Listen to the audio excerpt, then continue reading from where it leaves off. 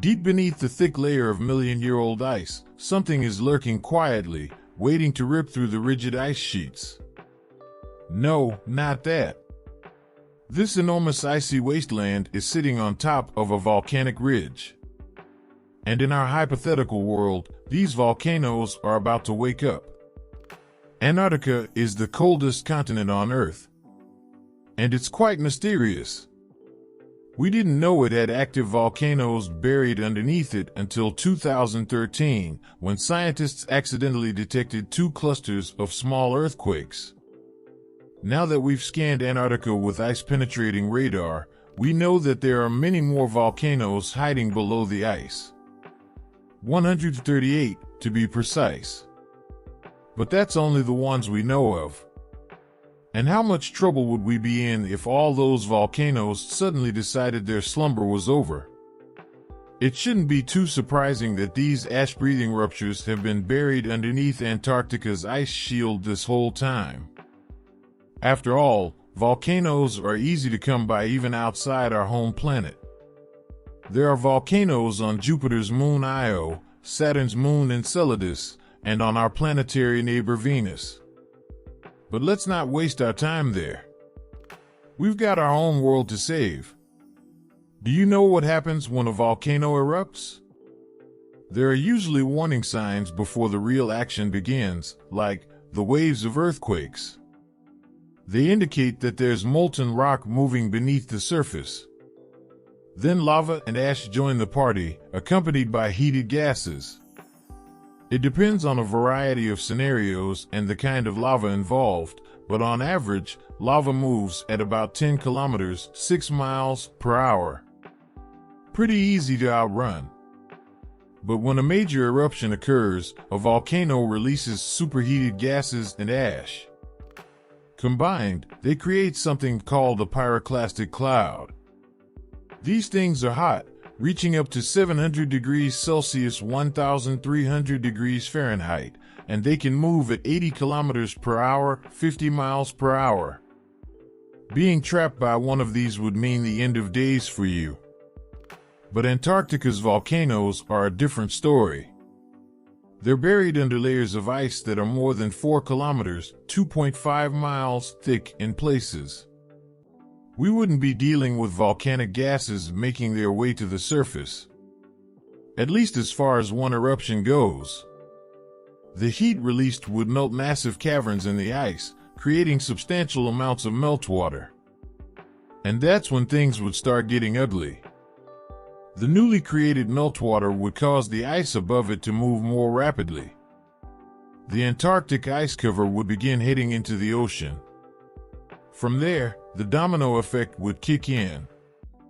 The huge weight of the ice puts all that pressure on volcanoes, keeping them stable.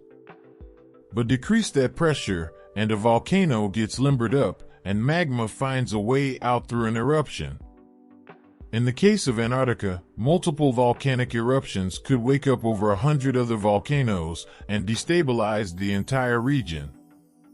As the volcanoes continue to blow their tops, more meltwater would be created, causing more of the Antarctic ice to slide into the ocean. Antarctic ice would be enclosed by warmer ocean currents.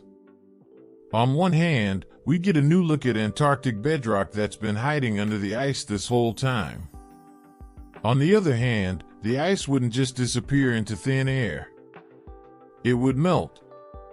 And if all of Antarctica's ice melted, it would raise the global sea level by about 60 meters, 200 feet. Rising sea levels could contribute to major storms moving slower and dropping more rain. Hurricanes and typhoons would wreak havoc on the Earth's surface.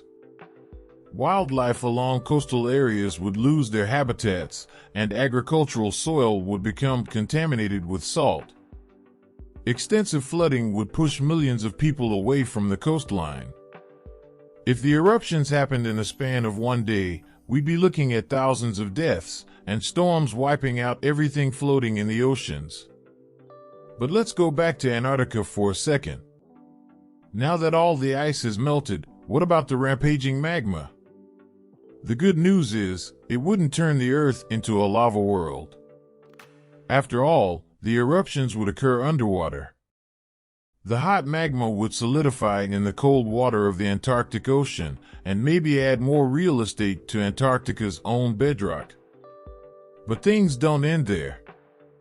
When volcanoes erupt on land, they spew out heated gases, including carbon monoxide, methane, carbon dioxide, and nitrogen. To go along with this, there is usually some water vapor thrown into the mix. By some estimates, volcanoes are responsible for the release of 645 million tons of carbon dioxide every year. If the Antarctic volcano eruptions turned out to be powerful enough, they would blow open huge expanses of ice, allowing the release of even more toxic greenhouse gases. When one of Antarctica's surface volcanoes, Mount Takahei, erupted some 18,000 years ago, it spewed out the chemicals that ate a hole in the ozone layer. That hole warmed up the southern hemisphere and caused glaciers to melt. It helped wrap up the last ice age. Now imagine over 100 volcanoes erupting all at once.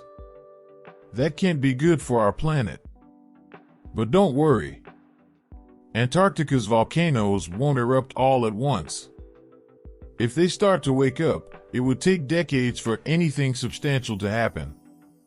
Me? I still think we should be ready for anything. Even adapting to living underwater when sea levels rise. But that's a story for another What If.